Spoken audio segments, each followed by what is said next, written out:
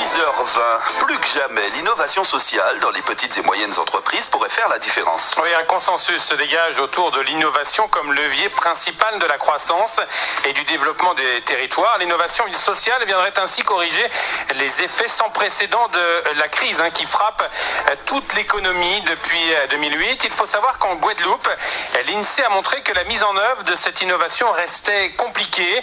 Alors on va en parler aujourd'hui et demain puisqu'il y a un colloque.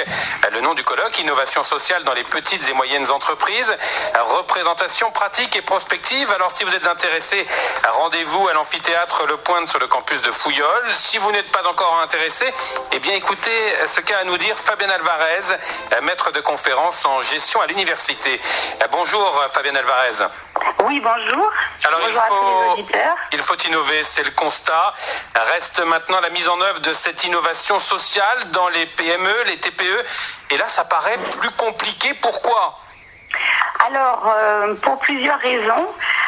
D'abord parce qu'effectivement, il faut comprendre ce que l'innovation sociale peut apporter aux entreprises. Il faut être en mesure de faire la différence entre simplement le respect de la réglementation ou des éléments qui visent à améliorer les conditions de travail et puis des pratiques qui visent véritablement l'amélioration du bien-être chez les salariés, l'amélioration de la qualité de vie au travail et par exemple le renforcement de la cohésion. Donc aller un petit peu au-delà de tout ça. Ouais, vous allez réfléchir justement sur les liens entre innovation sociale et qualité de vie au travail. J'imagine que ces liens, ils existent réellement. Oui, bien sûr, ils existent. L'innovation sociale, c'est un moyen, c'est un processus qui peut permettre d'améliorer la qualité de vie au travail et le bien-être des salariés. Et c'est vrai que ça touche énormément de domaines et de leviers dans l'entreprise. J'allais dire principalement le management, mais il y a aussi beaucoup d'autres aspects de l'entreprise, comme son organisation, les liens avec l'environnement, etc., qui peuvent influencer fortement cette innovation sociale. Alors vous avez des exemples concrets d'une innovation sociale qui pourrait faire fonctionner mieux une PME, une TPE ? Oui, alors nous avons relevé lors de l'étude beaucoup d'initiatives intéressantes.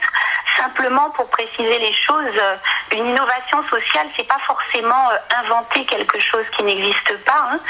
Il faut repartir véritablement de là où se situe une entreprise, une TPE, une PME à un moment donné, ce qu'elle a pu mettre en place, les difficultés qu'elle rencontre, et à partir de là, une innovation sociale, ce sera une nouveauté qu'elle va mettre en place, qu'elle va essayer de développer dans l'entreprise, mais avec ce souci quand même qu'il y ait un bénéfice social qui est que ces initiatives visent véritablement l'amélioration du collectif.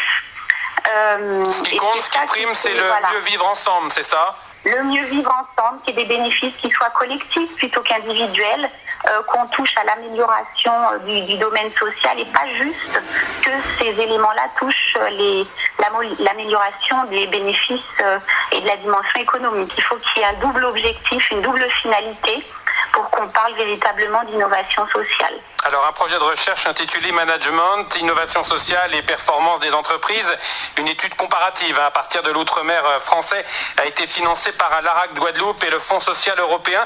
Qu'est-ce qu'il en ressort ?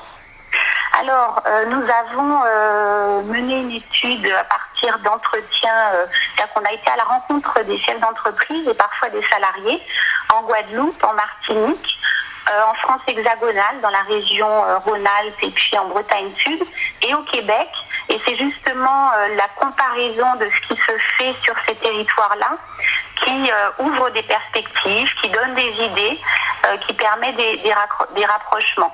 Donc ce qu'on a observé, c'est des choses intéressantes sur la manière d'organiser la flexibilité du travail, sur les aménagements du temps de travail, sur le travail à distance. Tout ce qui est fait notamment au Québec pour mieux permettre aux salariés et aux dirigeants de concilier la vie personnelle et la vie professionnelle. On a vu comment des événements collectifs pouvaient être un élément structurant qui renforce la cohésion. On a vu aussi beaucoup de choses sur la responsabilisation des salariés. Donc, par exemple, comment dans une entreprise, ce sont les salariés qui sont force de proposition pour améliorer la qualité en interne. Voilà, on a vu des choses beaucoup. Est-ce qu'on pourrait dire, par exemple, qu'en Guadeloupe, en Martinique, on est en retard ou bien au contraire, on se situe dans une bonne moyenne? Alors, on ne peut pas parler d'avance ou de retard parce qu'en fait, les contextes sont extrêmement différents.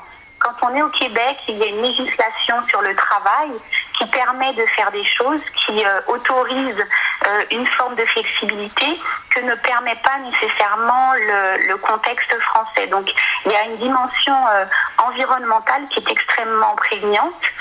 Le deuxième élément, c'est qu'on n'est pas sur des mêmes tailles d'entreprise. Et c'est vrai que quand vous avez une entreprise qui a 50-60 salariés, qui a un DRH, c'est beaucoup plus facile de mener à bien des projets visant l'amélioration du bien-être que quand on est dans une petite entreprise de 5, 12, 15 salariés et qu'il n'y a personne pour véritablement prendre en charge et suivre ces processus sur la durée. Donc il y a des choses très intéressantes en Guadeloupe, il y a des initiatives, il y a beaucoup d'énergie de la part des dirigeants pour faire. Et ce qui est important maintenant, c'est aussi de voir l'accompagnement qu'on peut leur proposer au niveau institutionnel pour qu'ils trouvent les ressources, qu'ils trouvent les acteurs, qu'ils trouvent les dispositifs pour les accompagner dans cette volonté d'améliorer le bien-être au travail.